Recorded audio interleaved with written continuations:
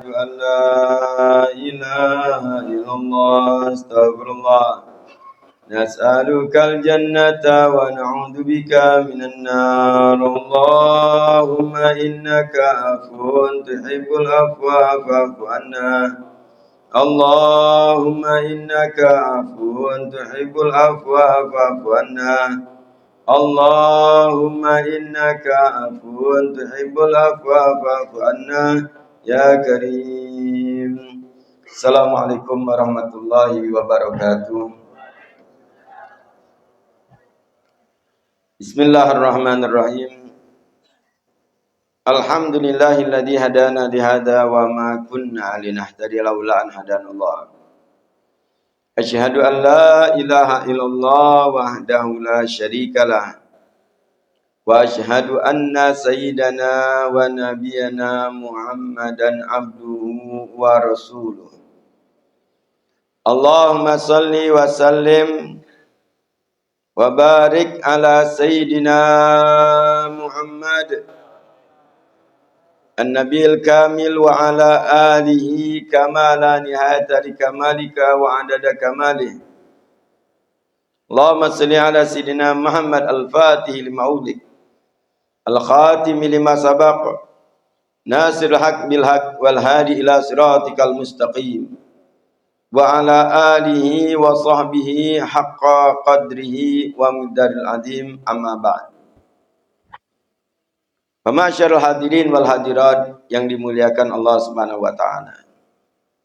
Terlebih dahulu kita bersyukur kepada Allah atas nikmat yang Allah Subhanahu wa taala berikan kepada kita. Hingga di hari ini Allah masih memberikan kepada kita begitu banyak nikmat, terutama nikmat iman, nikmat Islam, kesehatan dan kesempatan serta nikmat taufik dari Allah Subhanahu wa taala. Bagi hari ini kita diberikan Allah Subhanahu wa taala kemampuan untuk salat subuh berjamaah. Diberikan kemampuan untuk kita berzikir dan berdoa. I'tikaf dalam keadaan kita berpuasa di bulan Ramadan ini. Mudah-mudahan amal ibadah kita diterima oleh Allah Subhanahu wa taala. Panjangkan umur kita dalam taat kepada Allah Subhanahu wa taala. Diberkahi kita di bulan Ramadan ini. Allah Subhanahu wa taala berikan kepada kita seluruh hadiah yang Allah Subhanahu siapkan di bulan Ramadan ini. Tidaklah kita keluar bulan Ramadan kecuali Allah mengampuni dosa-dosa kita. Tidaklah keluar dari bulan Ramadan kecuali Allah menjadikan kita orang yang bertakwa kepada Allah Subhanahu wa taala. Hingga kita mendapatkan seluruh kebahagiaan, kesenangan dunia dan akhirat. Amin ya rabbal alamin. Dan senantiasa kita bersalawat kepada junjungan kita, suri tauladan bagi kita. Menunjuk jalannya kita Nabi besar Sayyiduna Muhammad sallallahu alaihi wasallam beserta keluarga dan para sahabatnya. Hadirin wal hadirat yang dimuliakan Allah Subhanahu wa taala. Bulan Ramadan yang dikatakan awal rahmah wa awsatuhul maghfirah wa akhiruhu itqum minan nar. Bulan Ramadan adalah yang mana pertamanya adalah rahmat Allah Subhanahu wa taala. Di pertengahan adalah pengampunan dari Allah Subhanahu wa taala dan di akhirnya adalah dimerdekakan dari api nerakanya Allah Subhanahu wa taala. Menjelang untuk memasuki hari-hari yang di situ Allah Subhanahu wa taala limpahkan pengampunannya. Pengampunan dari Allah Subhanahu wa taala ini sangat kita butuhkan dari Allah Subhanahu wa taala. Makanya Nabi sallallahu alaihi wasallam sebagai suri tauladan bagi kita. Nabi sallallahu alaihi wasallam yang sudah mendapatkan vonis pengampunan dari Allah Subhanahu wa taala yang lalu dan yang akan datang. Satu-satunya hamba Allah, makhluk Allah yang sudah mendapatkan pengampunan dari Allah Subhanahu wa taala di dunia ini, vonis pengampunan. Selainnya belum ada pengampunan dari Allah Subhanahu wa taala kecuali Nabi. Yaitu Allah Subhanahu wa taala yang menyatakan inna fatahna laka fatham mubina liyaghfira lakallahu ma taqaddama min dzambika wa ma ta'akhkhar. Nabi SAW diampuni dosanya yang lalu dan yang akan datang. Itu kalau ada kesalahan Nabi SAW. Tapi Nabi SAW maksum. Di sini kemuliaan Nabi sudah diberikan ponis. Kalau ada pun diampuni Allah Subhanahu Wa Taala. Yang lalu dan yang akan datang. Hanya Nabi Muhammad SAW diberikan. Selainnya, para Nabi dan Rasul yang melakukan kesalahan dijanjikan Allah untuk mendapatkan pengampunan. Tapi belum dapat ponis pengampunan. Apalagi kita yang banyak salah. Kita istighfar, diampuni Allah, belum dapat ponis. Cuman Allah memberikan tanda-tanda. Tanda-tanda orang yang diampuni oleh Allah Subhanahu Wa Taala, dia akan bertambah baik, condong dengan kebaikan dan menjauhi maksiat. Itu tanda orang yang diampuni Allah Subhanahu Wa Taala. Maka kalau ada orang yang bertobat kepada Allah Subhanahu Wa Taala, dia bertobat kepada Allah Subhanahu Wa Taala, terima tobatnya atau tidak? Tergantung lihat keadaan dan ciri-ciri serta tanda-tanda yang ada pada dirinya. Tambah baik, di situ tanda bahwa dia diampuni dan diterima taubatnya. Masyaallah hadirin wal hadirat yang dimuliakan Allah. Nabi SAW bagi suri tauladan bagi kita. Seluruh kebaikan ada pada Nabi. Nabi dijadikan Allah suri tauladan. Berkenaan dengan istighfar, pengampunan, sebagaimana Nabi SAW menganjurkan di bulan Ramadan ini, perbanyak 4 perkara. Yaitu kalimat tauhid, syahadat, istighfar yang kedua. Kemudian minta surga, berlindung dari neraka. 4 ini perbanyak, kata Nabi SAW. Maka ulama dan menggandengkan ini, zikir, asyhadu alla ilaha illallah, astaghfirullah, nas'alukal jannata wa na'udzubika minan nar. Karena memang dianjurkan Nabi SAW perbanyak. Jalan, duduk, bukan hanya pada saat kita menjelang berbuka puasa. Bukan hanya ketika misalnya setelah sholat atau habis tarawih, ini zikir dianjurkan perbanyak, kata Nabi SAW. Sampai kita memperbanyak membaca Al-Quran, zikir ini perbanyak. Dahulu sangat banyak terdengar di jalan-jalan, terdengar ini zikir. Kita sekarang ini hanya sekadar mengetahui, tapi tersebarnya sunnah Nabi SAW, anjuran Nabi SAW tidak kita terdengar di jalan-jalan. Kalau dahulu zikir ini kita hafal karena banyak dengar dari orang lain. Di jalan, duduk, sambil duduk di rumah, demikian juga. Asyhadu alla ilaha illallah, astagfirullah. Terus dikumandangkan hingga kita hafal dewek. Ini zikir. Tapi sekarang ini zikir sudah hilang. Tapi di sini kita tahu bahwa Nabi menganjurkan di antara setelah pondasi tauhid kita, keyakinan, keimanan kita kepada Allah Subhanahu Wa Taala, yang kedua adalah minta pengampunan.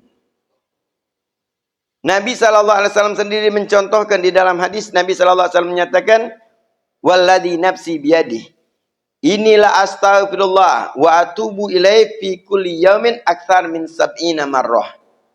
Ini di hari-hari biasa Nabi SAW setiap harinya. Apa kata Nabi SAW? Demi yang jiwaku berada di tangannya, aku beristighfar dan memohon ampun kepada Allah dan bertobat kepada Allah setiap harinya lebih daripada 70 kali. Dan sahabat Nabi SAW benar kadang-kadang menghitung Nabi SAW beristighfarnya, bertobat kepada Allah sekali duduk itu kadang-kadang 100 kali lebih Nabi SAW. Nabi yang sudah dapat vonis pengampunan tapi minta ampun kepada Allah. Ini pelajaran bagi kita. Yang mestinya kita yang perbanyak minta ampun kepada Allah Subhanahu Wa Taala. Tapi faktanya kita menganggap bahwa dosa yang kita lakukan ini pecah dapat vonis pengampunan itu. Sikok dosa kecil tidak diampuni oleh Allah Subhanahu Wa Taala, neraka tempatnya. Sikok dosa kecil. Jangan kita remehkan. Suatu dosa, suatu kesalahan, jangan kita anggap, wah ini diampuni Allah Subhanahu Wa Taala. Yang berhak mengampuni Allah Subhanahu Wa Taala. Vonisnya kelak di akhirat. Maka ketika dihisab, diampuni Allah Subhanahu Wa Taala, sukses. Orang yang masuk surga itu seluruh dosa sudah diampuni. Orang yang masuk neraka tidak diampuni Allah Subhanahu Wa Taala hingga harus dicuci di neraka, dibersihkan dari dosa-dosa. Jadi jangan kita harap bahwa Dosa kita sudah jelas diampuni. Tidak ada namanya ponis kita.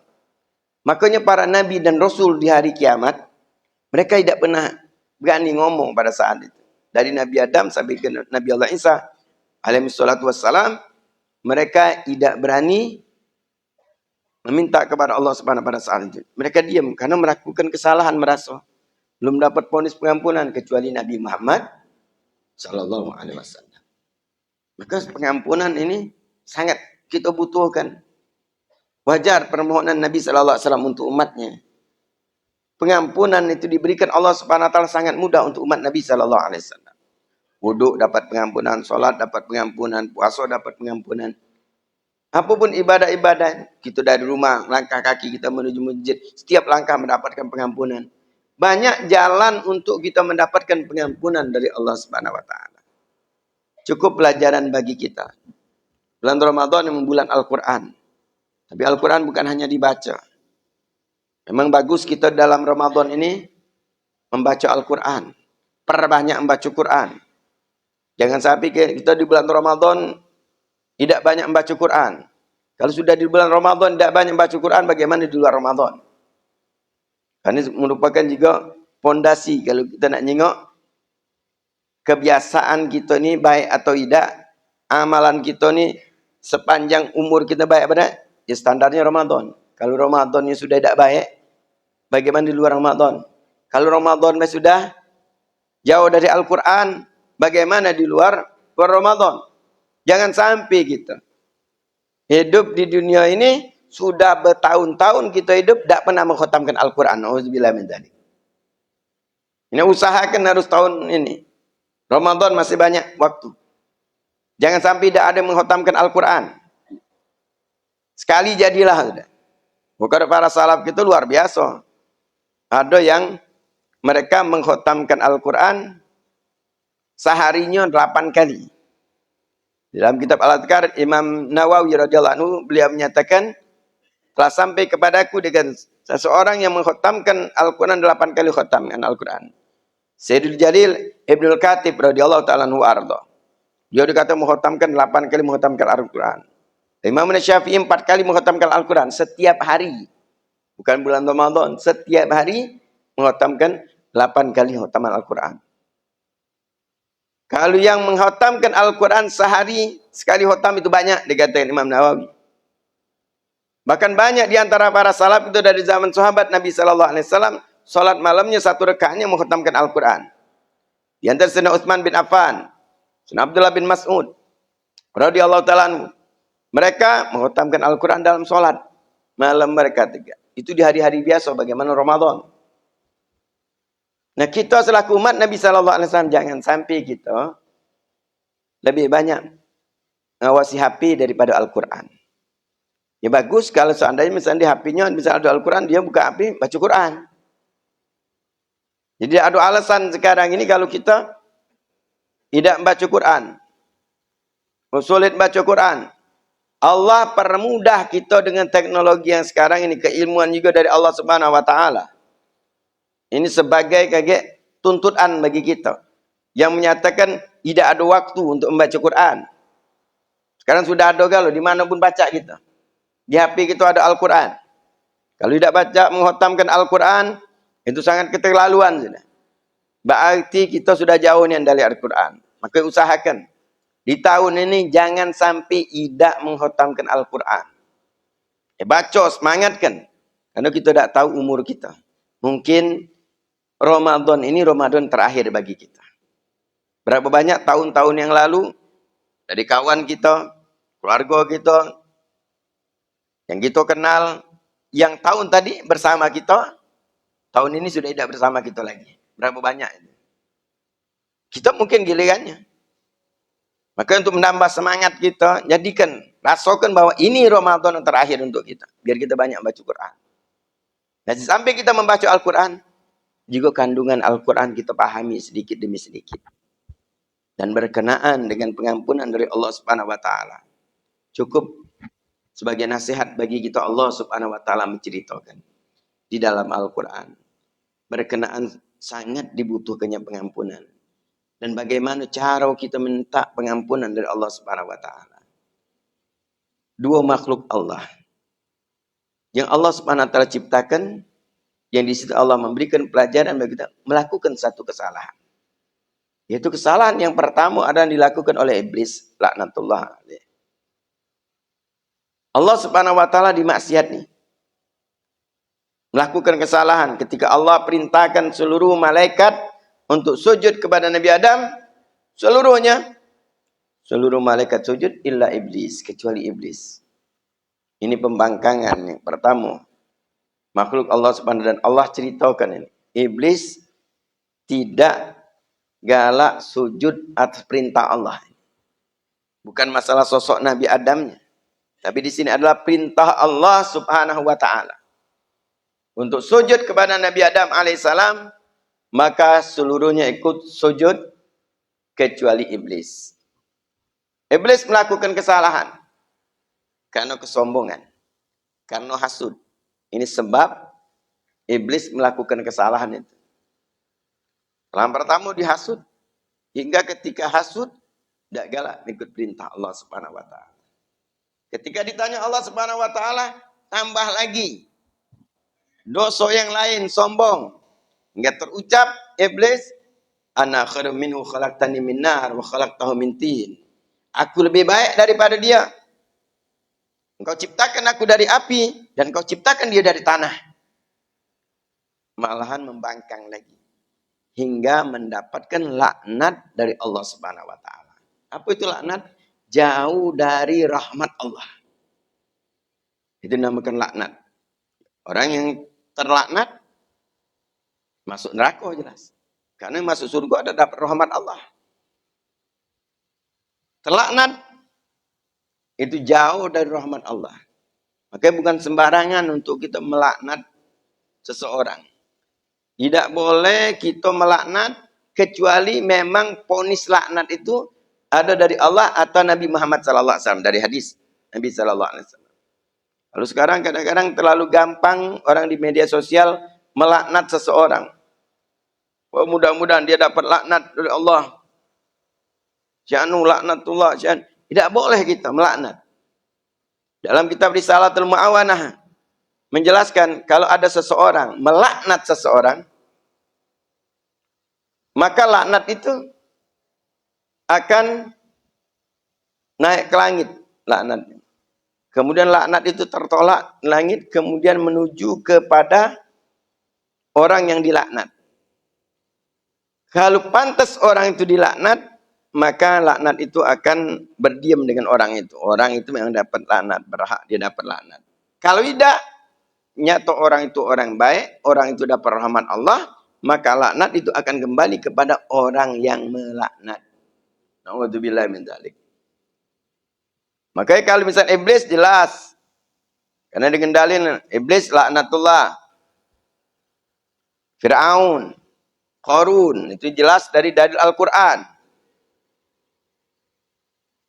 Abu Jahal, dari hadis Nabi SAW, terlaknat itu sudah ponis neraka. Jadi terlaknat itu orang yang dapat ponis neraka. Tapi kalau belum ada ponis neraka, tidak boleh kita. Dari mana kita tahu? Ada orang yang zalim, tidak tahu di kita. Mungkin akhir hayatnya dia tobat. Mungkin akhir hayatnya dia husnul khotimah. Bainahu wa bainallah, antara dia dan Allah Subhanahu wa taala yang tahu. Jadi hati-hati kita melaknat. Nah, kalau iblis memang dapat laknat dari Allah Subhanahu wa taala. Jadi kesalahan iblis dapat laknat. Dan iblis ketika kesalahan bertambah lagi kesalahan. Kemudian akhirnya dia niat untuk menjerumuskan anak cucu Adam. Sudah niat jahat lagi bertambah. Minta kepada Allah Subhanahu wa taala untuk diakhirkan dengan niat jahatnya. Jadi bertambah hingga jauh dari rahmat Allah Subhanahu wa taala. Nah, jangan sampai kita meloi cara iblis ini. Jadi bertambah kesalahan, bertambah terus, tambah terus. Hingga akhirnya dia menyalahkan Nabi Adam, menggoda Nabi Adam. Terusnya akhirnya Nabi Adam alaihissalam dan Siti Hawa melakukan juga kesalahan. Karena dari iblis dengan tipu dayanya melakukan kesalahan. Akhirnya melakukan kesalahan, sama-sama melakukan kesalahan, dikeluarkan dari surga. Diturunkan di bumi. Iblis dengan niat jahatnya kepada Nabi Adam, beserta keturunannya yang belum ada sekalipun. Niat jahatnya iblis. Tapi Nabi Adam alaihissalam, bagaimana sikap beliau terhadap kesalahan yang beliau lakukan? Beliau tidak pernah menyalahkan iblis. Ketika lakukan kesalahan, langsung menyalahkan diri dewek. Apa kata Nabi Adam alaihissalam?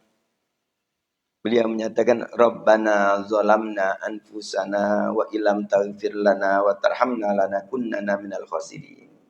Wahai Tuhan kami telah menzolimi diri kami. Kalau engkau tidak ampuni kami, tidak sayangi, termasuk orang-orang yang rugi. Lihat bagaimana sikap Nabi Adam alaihissalam. Dan ini Allah ceritakan biar kita menjadi contoh bagi kita. Kita banyak salah. Kita banyak dosa. Dan bagaimana sikap kita? Akui kesalahan kita. Tidak usahlah kita nak nuduh lain sebab si anu ngajak aku masih ada. Itu cara iblis. Cara Nabi Adam alaihissalam, cara orang-orang yang baik demikian. Ketika melakukan kesalahan, sadar diri, mengaku. Itu kalimat namanya kalimat i'tiraf. Rabbana zalamna anfusana, wa Tuhan kami telah menzalimi diri kami. Sebagaimana juga yang diucapkan Nabi Allah Yunus alaihissalam di dalam Al-Quran, kalimat i'tiraf. La ilaha illa anta subhanaka inni kuntu minadz zalimin. Tiada Tuhan selain engkau ya Allah, maha suci engkau, sesungguhnya aku termasuk orang yang zalim. Itu namanya ngaku. Itu seorang hamba yang baik itu demikian. Allah ajarkan kepada kita. Ini caranya. Kamu melakukan kesalahan. Setiap saat melakukan kesalahan. Caranya ini diajarkan Allah. Mengaku dengan kesalahan. Kemudian setelah mengaku, minta ampun kepada Allah. Bahkan Allah subhanahu wa ta'ala di dalam hadis qudsi. Allah subhanahu wa ta'ala menyatakan kepada kita hamba-hambanya. Ya ibadi. Kulukum tukhti'una bil laili wan nahar. Wa ana aghfiru dzunuba jami'an fastaghfiruni aghfir lakum. Wahai hamba-hambaku, sesungguhnya kalian melakukan kesalahan siang dan malam. Dan aku maha mengampuni segala dosa. Mintalah ampun kepadaku, niscaya akan aku ampuni. Lihat bagaimana Allah subhanahu wa ta'ala menyatakan kepada kita, kita ini salah siang dan malam. Dan Allah mengumumkan bahwa Allah maha pengampun. Permohonan Allah, mintalah ampun kepadaku. Janji Allah, Allah akan mengampuni. Mudah tinggal kita minta ampun kepada Allah. Nabi Adam alaihissalam setelah mengaku, kemudian Nabi Adam memohon ampun kepada Allah. Dalam riwayat, Nabi Adam alaihissalam beristighfar selama 200 tahun. Untuk pengampunan satu kesalahan. Kita berapa banyak istighfar kita? Berapa banyak kita minta ampun? Pernah tak kita nangis atas kesalahan kita? Dosa kita? Minta ampun kepada Allah. Karena orang yang meminta itu kepada Allah subhanahu wa ta'ala, memelas itu lebih bagus. Sampai nangis, bagus. Makanya dikatakan oleh para ulama, ada beberapa hal sifat budak kecil yang harus ditiru oleh orang-orang soleh. Apa sifat budak kecil? Budak kecil itu kalau minta, dia sampai nangis. Kita minta dengan wong tuanya sampai nangis. Itu wajar, ada tiru itu. Belum diinjuk, belum diam dia. Nangis. Dengan orang-orang soleh bagaimana dia minta ampun kepada Allah subhanahu wa ta'ala sampai nangis. Minta terus, nangis. Itu sifat budak kecil. Bagus diterapkan ketika kita meminta kepada Allah subhanahu wa ta'ala seperti budak kecil yang meminta sesuatu dengan wong tuanya. Sampai nangis dia minta. Mohon betul-betul. Bagus sifat budak kecil ini yang ditiru. Juga sifat budak kecil yang bagus. Budak kecil tidak bawa dendam. Yang bagus ditiru. Budak kecil kebut dia. Bergocoh. Habis itu bayan lagi dia. Yang kemarin, dah ingat lagi dia sudah. Itu sifat budak kecil yang bagus untuk ditiru. Meniru orang-orang soleh. Tidak membawa dendam. Nah, doa bagaimana budak kecil tadi sampai nangis. Kita pernah tak kita tanya kepada diri kita. Kita melakukan kesalahan. Kita sadar ini salah. Kita takut tak dapat pengampunan dari Allah. Kita minta kepada Allah sampai nangis. Tengah malam nangis, ya Allah ampuni aku, ya Allah ampuni aku. Pernah tak kita? Ada tak rasa takut kita bahwa dosa kita tidak diampuni Allah? Ada rasa takut kita kaget di akhirat gara-gara ini kesalahan. Kita tidak masuk surga. Karena satu kesalahan. Maka Nabi Adam alaihissalam 200 tahun nangis. Setelahnya baru diberikan Allah SWT solusi. Diperintahkan Allah SWT berpuasa untuk menghilangkan bekas dosa. Dalam riwayat dikatakan Nabi Adam alaihissalam ketika turun di bumi pingsan beliau. Tidak kuat nyium bau dunia ini. Kemudian gelap badan yang bekas satu kesalahan. Diperintahkan berpuasa, itu puasa Yaumul Bid. Maka disunahkan. Nabi Adam alaihissalam puasa 3 hari. Puasa di bulan Purnama. 13, 14, 15. Setiap bulannya. Nabi Adam alaihissalam berpuasa. Hari pertama puasa 1/3 badan jadi putih lagi. Hari kedua 2/3-nya. Dan hari ketiga, selesaikan puasa tersebut, kembali lagi putih badan Nabi Adam. Hilang bekas dosa. Juga bagaimana satu kesalahan itu berbekas pada diri manusia. Jadi pelajaran bagi kita, Nabi Adam alaihissalam, ayahnya kita melakukan kesalahan, ngajarkan kepada kita. Ngaku kepada Allah. Minta ampun. Cara minta ampun, melok ya aturan. Maka Nabi SAW minta ampun, ngajarkan kepada kita. Maka di bulan Ramadan ini, menjelang pertengahan ini, pengampunan dari Allah Subhanahu Wa Taala sangat kita butuhkan. Karena kalau belum diampuni Allah Subhanahu Wa Taala, bagaimana Nabi Adam alaihissalam akhirnya di dunia ini susah. Kesusahan manusia itu karena dosa. Kalau tidak melakukan kesalahan, awalnya bagaimana Nabi Adam? Senang di surga. Nah minta ampun ada galau. Tapi ketika turun di bumi, susah. Masak dewek, cari makan dewek, cari dewek galau. Berusaha, susahan luar biasa. Gara-gara satu kesalahan. Kita juga demikian. Kesusahan kita karena kesalahan kita. Istighfar, minta ampun. Jangan kita nyalahkan orang lain. Oh gara-gara sian. Oh gara-gara sian aku timbul suuzon. Gara-gara sian aku timbul melakukan mazat. Jangan. Pertama yang harus kita lakukan gara-gara kita dewek. Akui bahwa kita melakukan kezuliman. Dan minta ampun kepada Allah. Betul-betul minta ampun kepada Allah Subhanahu Wa Taala. Takut kita kalau tidak diampuni Allah Subhanahu Wa Taala. Maka Nabi Sallallahu Alaihi Wasallam menyatakan kepada kita selaku umatnya, memberikan motivasi. Beliau menyatakan tuba liman wajada fi sahifati istighfaran katsira. Beruntung orang yang di dalam catatan amalnya banyak beristighfar. Beruntung orang yang banyak dalam catatan beristighfar. Maka ada para salaf kita mereka setiap harinya itu istighfar sampai ribuan kali. Ada 25.000 kali setiap hari istighfarnya. Karena Nabi SAW menyatakan beruntung. Astagfirullah, astagfirullah. Itu dari kita di Ramadan nih. Syahadu alla ilaha illallah. Astagfirullah. Perbanyak. Perbanyak kita minta ampun kepada Allah. Karena dosa kita sangat banyak. Jadi apapun yang kita alami, kesusahan yang kita alami, berbagai macam musibah dan lain sebagainya yang kita alami, karena dosa yang kita lakukan. Maka sangat butuh kita ini pengampunan dari Allah Subhanahu Wa Taala. Susah Nabi Adam. Sampai akhir Nabi Adam alaihissalam, dia nak makan susah, nak masak, dulu dekati api. Nabi Adam minta kepada malaikat Jibril. Maka Jibril menemani Nabi Adam. Menghibur Nabi Adam alaihissalam. Nabi Adam takut kepada Allah Subhanahu Wa Taala. Maka para Nabi ketika melakukan kesalahan malu, takut kepada Allah. Malaikat Jibril Nabi Adam. Maka Nabi Adam baca ngomong dari malaikat Jibril. Mintakan kepada Allah biar ada api di bumi ini. Untuk masak. Nabi Adam minta kepada malaikat Jibril.